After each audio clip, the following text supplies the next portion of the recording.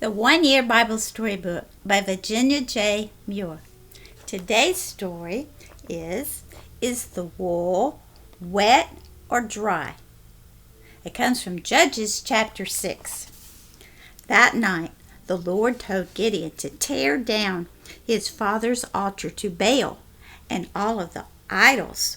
Then build an altar to the Lord and sacrifice a young bull from your father's herd. Use one of the idols as wood for the fire on the altar. Gideon was afraid, but he knew that he better obey the Lord. He did these things in the dark, so no one would see him. In the morning, the village men were amazed at what they saw. "Who did such a thing?" they asked. When they found out it was Gideon, they said he must die because of what he had done to Baal, the altar, and the idols. But Gideon's father spoke up for him. "Why are you defending Baal?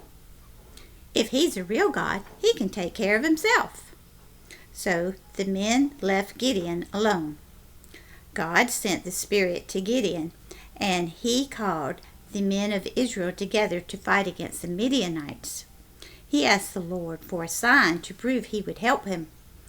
"I'll put some wool on the barn floor. In the morning, if the wool is wet and the floor is dry, I'll know you are with me." In the morning, the floor was dry and the wool was so wet that Gideon could wring a bowl full of water out of it. Gideon asked the Lord for one more sign. This time he wanted the floor to be wet and the wool dry. And the Lord did just as Gideon asked.